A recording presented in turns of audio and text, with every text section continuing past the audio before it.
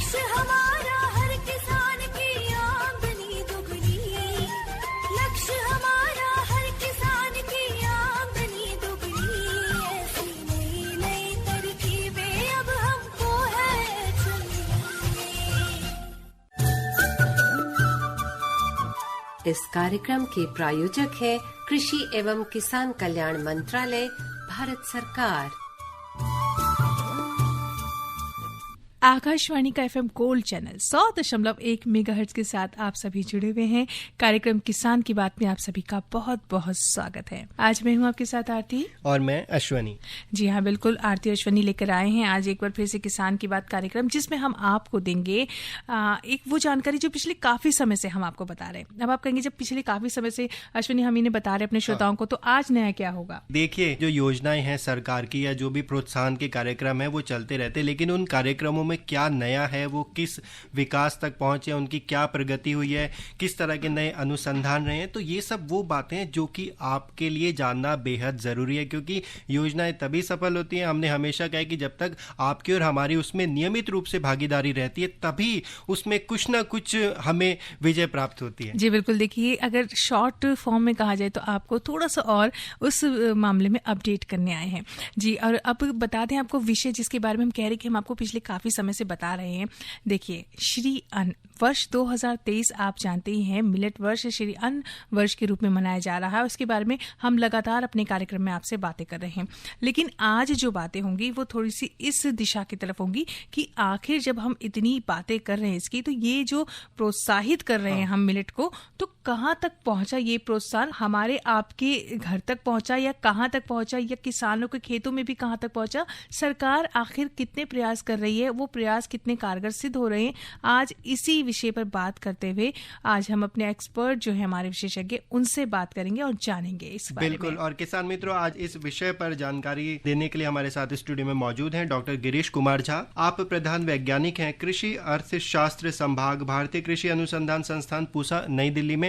कार्यक्रम में डॉक्टर साहब आपका बहुत बहुत स्वागत है। धन्यवाद। और किसान मित्रों, डॉक्टर साहब से हम जानेंगे कि राष्ट्रीय और अंतर्राष्ट्रीय स्तर पर श्री अन्न की कितनी महत्वता बढ़ गई है, इसका हमने कितना प्रचार प्रसार किया है, विश्व स्तर पर कितनी मांग बढ़ गई है, हमारे जो क्षेत्रीय जो जगहें हैं वहां पर आप जैसे हमारे जो किसान मित्र हैं उन्होंने कितने स्टार्टअप लगाए हैं। तो ये तकनीकी जानकारी है, बहुत जरूरी है, जो सीधे तौर पर आप तक पहुंचनी चाहिए। तो इस पर हम आज अपने कार्यक्रम में बात जी हाँ बिल्कुल। और अगर आपको लगता है आप भी स्टार्टअप लगाना चाह रहे हैं या श्री अन्न से जुड़ी कोई बात आपके मन में है कि हमें जाननी है, तो बिल्कुल आज कॉल कीजिए हमारे स्टूडियो में और जानिए डॉक्टर गिरीश झा से। वो बताएंगे जरूर आपको, और जो भी इसका श्री अन्न के प्रोत्साहन और फैलाव में भारत सरकार की क्या भूमिका है, इस विषय पे भी आज हम खूब बातें करेंगे। तो आप फोन कर सकते हैं हमें 011 दिल्ली का स्टडी कोड, साथ में 23421608। ये है आज का हमारा नंबर जिस पे आप कॉल कर सकते हैं। आपको व्हाट्सएप नंबर भी बता देते हैं। साथ ही किसान मित्रों, आपने नंबर सेव किया हुआ है, लेकिन नए श्रोताओं के लिए हम फिर से दोहरा देते हैं, 9868868753। जी हाँ, 9868868753 हमारा व्हाट्सएप नंबर है। तो अगर आप कॉल के जरिए नहीं कनेक्ट हो पा रहे हैं तो इस नंबर पर मैसेज करिए, अपनी बात हम तक पहुंचाइए, आपको उसका जवाब मिलेगा। जी हाँ। और चलिए, जब तक आपके कॉल आते हैं, आपके संदेश आते हैं, हम शुरुआत करते हैं कार्यक्रम की। और डॉक्टर साहब, जैसे कि हमने बात की कि श्री अन्न के प्रोत्साहन एवं फैलाव में भारत सरकार की क्या भूमिका है, तो सबसे पहले यही जानना चाहेंगे कि बहुत से माध्यम है, जिनमें से एक माध्यम हम भी हैं कि अवेयरनेस जो है श्री अन्न के लिए फैलाने का काम हम लोग भी कर रहे हैं। मतलब हमारा ये जो कार्यक्रम है किसान की बात, वो भी कर रहा है। तो ऐसे में और कौन कौन से माध्यम हैं, किन माध्यमों से सरकार जो है जनता तक अपनी सूचना, अपनी बातें पहुंचा रही है, ताकि श्री अन्न के प्रति वो सजग और जागरूक हो जाए? सही कहा आपने कि FM गोल्ड अपने आप में एक बहुत ही इम्पोर्टेंट माध्यम है किसान भाइयों तक संवाद पहुंचाने के लिए। और जैसा कि आपने कहा कि 2023 को अंतर्राष्ट्रीय मिलेट ईयर के रूप में संयुक्त राष्ट्र ने घोषित किया है, और ये जो अवेयरनेस कैंपेन है अब वो आज जन आंदोलन बन चुका है। अभी मैं हाल में ही किसी किराने के दुकान पे गया था, वहाँ भी वो यही पूछ रहे थे कि मोटे अनाज से संबंधित कुछ चल रहा है क्या, इस साल कुछ होने वाला है क्या। जब भी हम गाँव में भी जाते हैं, किसानों का एक ही ये होता है कि हम मोटे अनाज का पहले हम उगाया करते थे, बीच में हम छोड़ दिए थे, अब क्या क्या इस पे चल रहा है। तो जैसा कि आप सब जानते हैं कि एक जन आंदोलन बन गया, और इस जन आंदोलन बनाने में भारत सरकार का बहुत बड़ा योगदान है। उन्होंने बहुआयामी प्रयास किए हैं। खास करके अगर आप देखेंगे विगत 5 वर्षों में बहुत सारे प्रयास किए गए। सबसे पहला प्रयास तो यही है कि ये जो मोटा अनाज था, जिसको हम मोटा अनाज बोलते थे, कोर्स सीरियल बोलते थे, इसका नामकरण किया गया।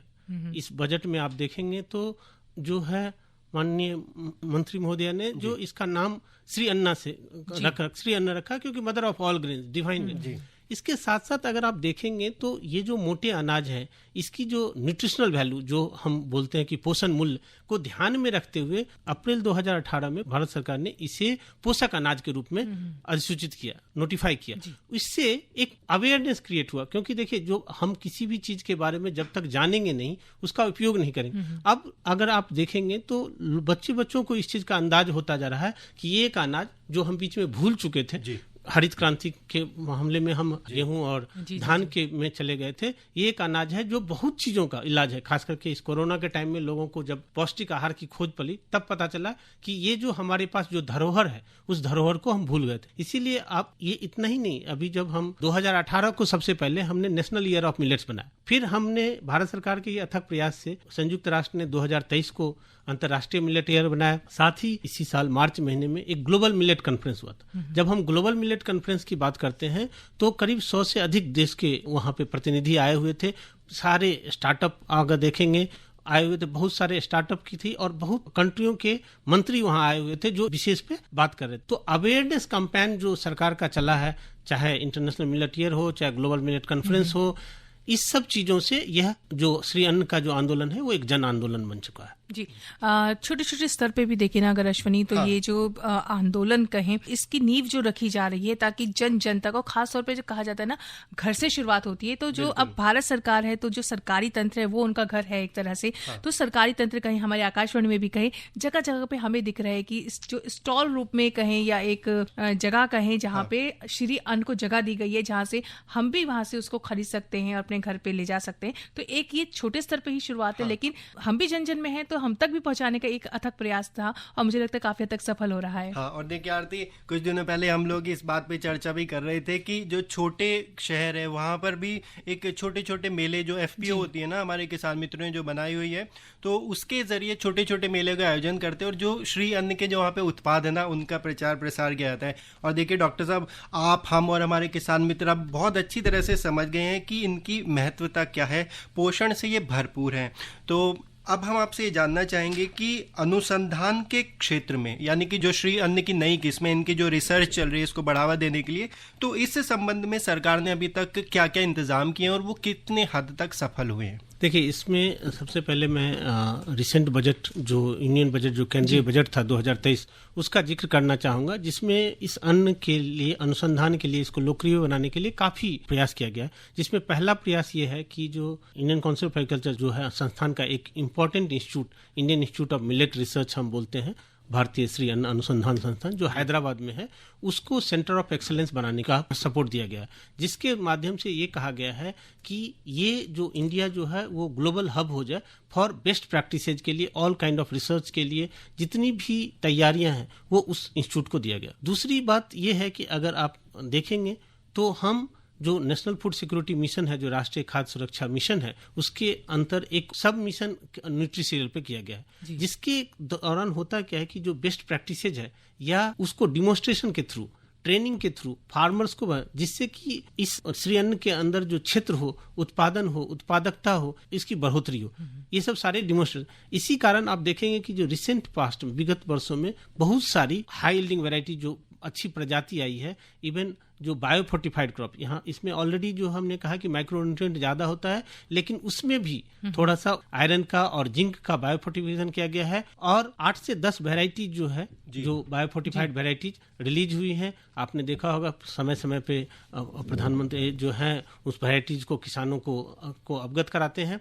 तो इस रिसर्च मामले में और नई नई प्रजातियां आ रही है, और जिसका कि आपने देखा होगा कि अगर पीछे साल में आप देखेंगे तो इसकी पॉपुलैरिटी नहीं थी, इसलिए एरिया कम हुआ है, प्रोडक्शन कम हुआ है, लेकिन प्रोडक्टिविटी बढ़ी है, कारण कि उसमें रिसर्च इन्वेस्टमेंट किया गया, रिसर्च और डेवलपमेंट किया, तो बहुत अच्छी अच्छी प्रजातियां आई हैं। जी डॉक्टर साहब, एक श्रोता जुड़े हैं, उनसे जान लेते हैं क्या पूछना चाह रहे हैं वो। हेलो नमस्कार जी, मैं धर्मवीर गांधीनगर दिल्ली से बोल रहा हूँ। जी स्वागत सर कार्यक्रम में आपका, पूछिए अपना प्रश्न। डॉक्टर साहब नमस्कार। डॉक्टर साहब, हमने मोटा अनाज जो कह रहे हैं आप फ्री, हमने इसको पाया पर इतना महंगा मिला कि गरीब आदमी तो दोबारा से इसको मंगाने की इच्छा नहीं कर पाएगा, क्योंकि 150 रुपए किलो मिला। तो ये कब सस्ते होंगे, क्या उत्पादन में बढ़ोतरी होगी? क्योंकि ज्यादा सामान होगा मार्केट में तो रेट कम होंगे। अभी ये मार्केट में कम है, बहुत कम, मुश्किल से मिल पाता है मार्केट में। या 2 त्योहार आते हैं तो नवरात्रों में ही ये ज्यादातर मार्केट में दिख पाता है, नहीं तो ये बाजार से गायब। जी धर्मवीर जी, हाँ सही कहा आपने। बेसिकली अभी जो इम्बैलेंस है, जो अचानक से हमारा प्रोडक्शन उस लेवल पे अभी पहुंचा नहीं है और डिमांड ज्यादा है, तो थोड़ा इम्बैलेंस है, तो एबिलिटी जो है कम है। लेकिन जिस तरह से सरकार का प्रयास है और जिस तरह से अब किसान इसको उगा रहे हैं, तो वो दिन दूर नहीं है जबकि, और बहुत सारी FSSAI और बहुत सारे मिनिस्ट्री का भी इसमें योगदान है, और जो उच्च प्रजातियां आ रही हैं उस प्रजातियां की वजह से ऑटोमेटिकली जो है एरिया भी बढ़ेगा, क्योंकि जन आंदोलन चल रहा है, प्रोडक्शन भी बढ़ेगा। जैसा कि आपने सही कहा कि उत्पादन कम है और डिमांड ज्यादा है, तो वो बराबर हो जाएगा और प्राइस जो है अपने स्टेबल हो जाएगा और प्राइस जो है नीचे आ जाएगा। और ये लोगों को, और ढेर सारी जो है फार्मर प्रोड्यूसर ऑर्गेनाइजेशंस भी अब इसको उगा रहे हैं, और अब मुझे लग रहा है कि वो दिन दूर नहीं है जबकि ये सामान्य मूल्य पे अवेलेबल हो जाएंगे। जी डॉक्टर साहब बिल्कुल। और देखिए ये जो कमी की बात कही गई है अश्वनी, तो कहीं ना कहीं ये दर्शा रही है कि जो प्रचार प्रसार है वो खूब तेजी से हुआ है, तभी लोग भी इसकी तरफ आकर्षित हुए।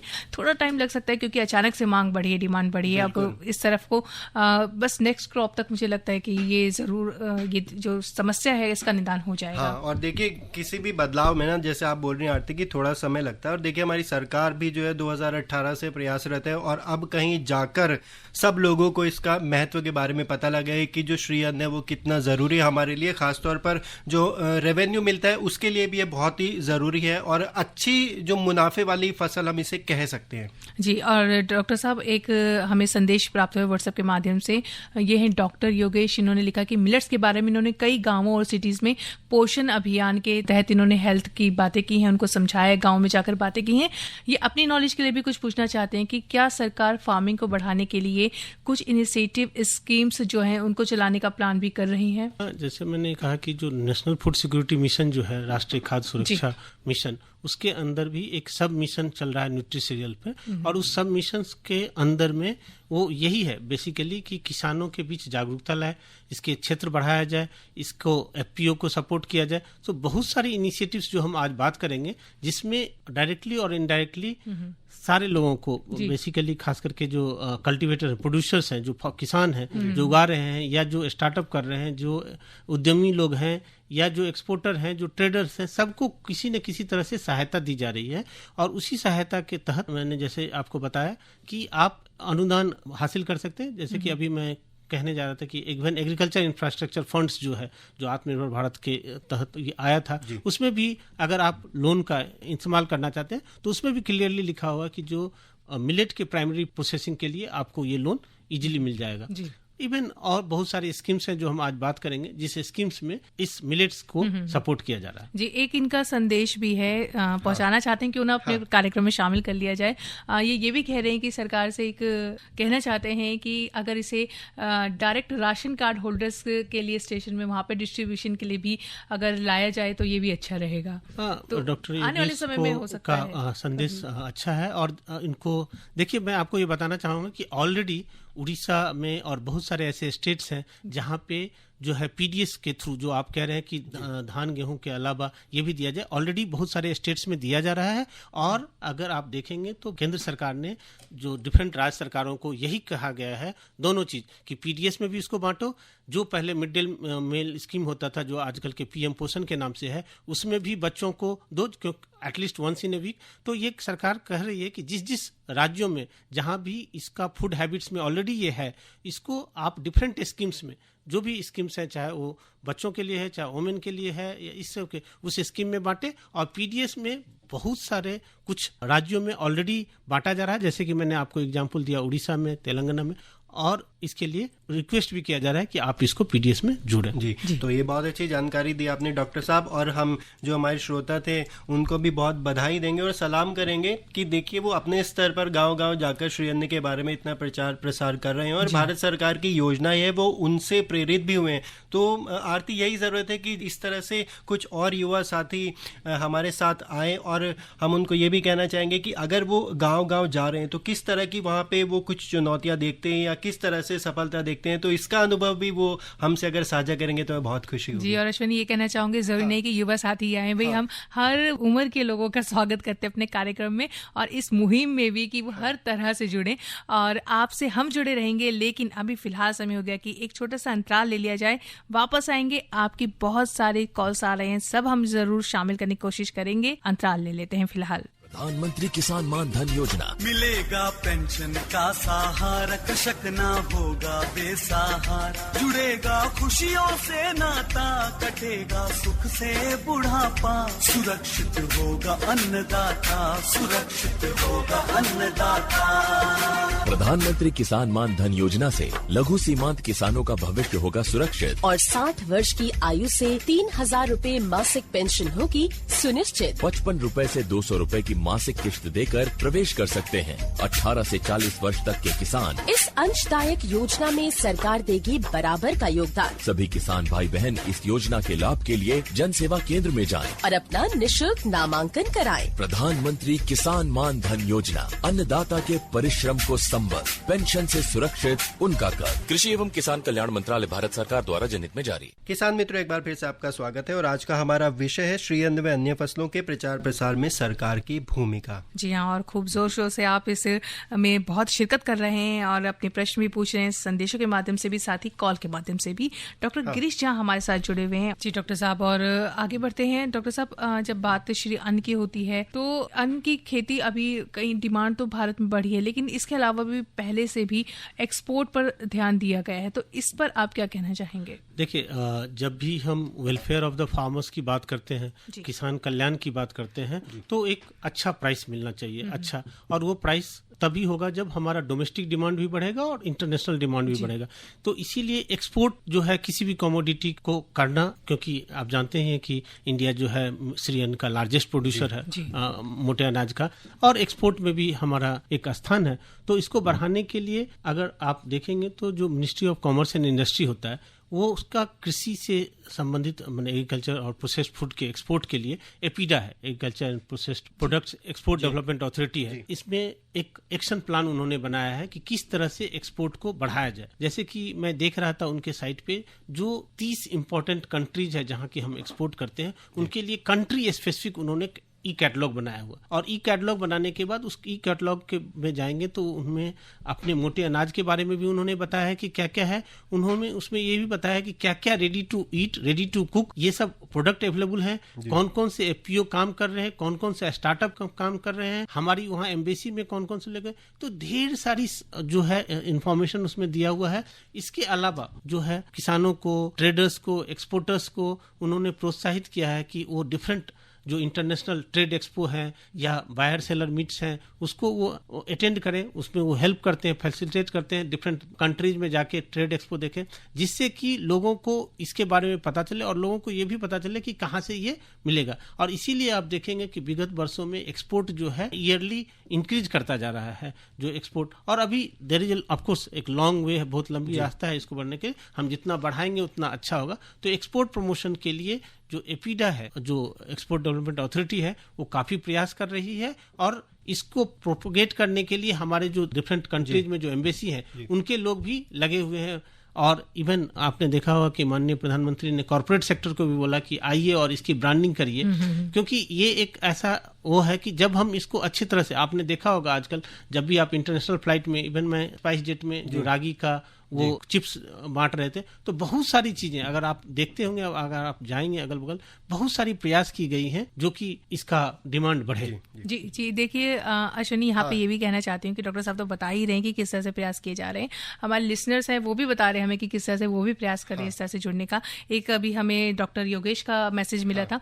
एक अनु है, ये अनु बड़जात्या मुंबई से है। इन्होंने लिखा कि मैंने क्लब में श्री अन्न मिलेट के यूज पर डिबेट रखी थी और खुशखबरी ये है कि जितनी सारी लेडीज हैं उन्होंने घर में इनकी चपाती और डिफरेंट जो व्यंजन है वो बना के वो आए थे और पार्टिसिपेट किया था। जी देखिए, बहुत खूब, ये भी एक नया अनुभव है और जो अन्य महिलाएं हैं उनके लिए कितना प्रेरणादायी है। तो जो अभी तक हमारे किसान मित्र या कोई ऐसे क्षेत्र है जहां तक कि श्री अन्न की जानकारी नहीं पहुंची है या अभी भी कुछ संशय उनके मन में है, तो निश्चित तौर पर ये एक अलग अनुभव था और ये बहुत खुशी की बात है। और डॉक्टर साहब, हमारा यही प्रयास तो रहता है ना कि हम कुछ सुझाव दें और जो हमारे श्रोता हैं वो उसको एग्जीक्यूट कर लें। डॉक्टर साहब, बात छिड़ी थी शुरुआत में स्टार्टअप के बारे में, तो इसको लेकर क्या कुछ कदम उठा रही है हमारी भारत सरकार और क्या कुछ योजनाएं बना रखी है? देखिए, स्टार्टअप के लिए तो इकोसिस्टम क्रिएट किया ही जा रहा है। खास करके मैं तो मिलेट से रिलेटेड एक स्टार्टअप की बात करना चाहता हूँ कि 500 से अधिक स्टार्टअप जो है मिलेट से रिलेटेड जो है बन चुके हैं। और इवन जो मैंने कहा कि जो हमारा संस्थान है Indian institute of millet research Hyderabad में, वो भी RKVY रफ्तार के तहत 250 स्टार्टअप को जो है उन्होंने इंक्यूबेट किया है, उन्होंने प्रोत्साहित किया है। इसके अलावा ढेर सारे जो एंटरप्रेन्योर्स हैं जो मिलेट्स में बहुत सारे जो मूल्यवर्धक मतलब वैल्यू एडिशन प्रोडक्ट बना रहे हैं, रेसिपी बना रहे हैं। मैंने जैसे कि आपको बताया कि ready to eat, ready to cook, ये सब सारी जो आइटम्स हैं उनको बना रहे हैं और एक इनेबलिंग इन्वायरमेंट है। हमने ये भी कहा था कि इन उद्यमियों को काफी सरकार की तरफ से योगदान मिला है। और जब हम इसकी बात कर रहे थे तो एक चीज हम उस समय आपको बताना भूल गए थे कि अगर आप देखेंगे तो इसमें सरकार का योगदान न कि स्टार्टअप के साथ है, ना ही कंज्यूमर के साथ है, सबको साथ लेके चलने की बात है। इसीलिए कल्टीवेटर्स के लिए, प्रोड्यूसर्स, किसान भाइयों के लिए अगर आप देखेंगे विगत 5 वर्षों में जो न्यूनतम समर्थन मूल्य का अगर आप बात करें तो 60 से 70% वृद्धि हुई है। जो आप 17-18 की बात करेंगे, अगर आप ज्वार को देखेंगे तो वो 1700 के लगभग था,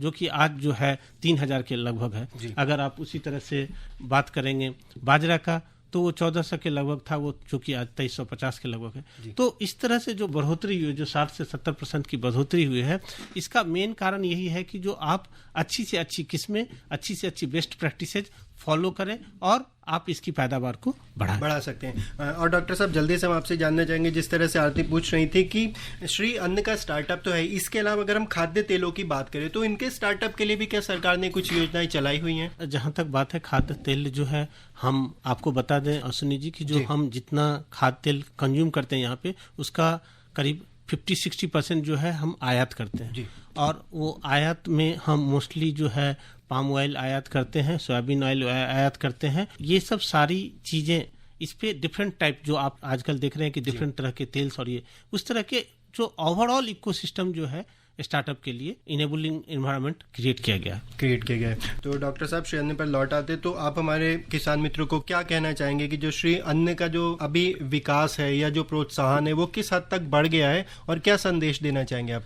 मैं किसान भाइयों को यही संदेश देना चाहूंगा कि जो हमारी जो धरोहर थी इस मोटे अनाज का या जो श्री अन्न का, जो मदर ऑफ ऑल ग्रेन का, इसको फिर से हम, ये जन आंदोलन बन गया है। आप सभी का सहयोग मिल रहा है, आप सभी इसके लिए एक ग्रुप बनाए। मैं एक ही चीज हमेशा बोलता हूं किसान भाइयों को, क्योंकि हमारी होल्डिंग्स छोटे हैं, तो जब तक हम फार्मर प्रोड्यूसर ऑर्गेनाइजेशंस या सेल्फ हेल्प ग्रुप, अगर हम कलेक्टिवाइजेशन नहीं करेंगे, जब तक हम ग्रुप में नहीं आएंगे, तो हम एक रूप का प्रोडक्ट पैदा नहीं कर पाएंगे और हम उसको मार्केट तक बेचने में हमें आसानी होगी। तो हम यही कहेंगे आपको कि आप डिफरेंट टाइप के जो मिलेट्स हैं, चाहे वो ज्वार है, चाहे बाजरी है, रागी है, या जो माइनर मिलेट्स हैं, फॉक्सटेल और ये सब जो कोदो, इस सब को आप ग्रुप में उगाएं और आप उसको डायरेक्ट मार्केट से लिंक करें। जी, और बिल्कुल उम्मीद है डॉक्टर साहब की नई जो किस्में हैं जो जल्द खराब नहीं होने की बात कही जा रही है, वो जल्द ही मार्केट में आएंगे और हमारे जितने श्रोता बेसब्री से इंतजार कर रहे हैं वो सब इसका पूरा लाभ उठा सकेंगे।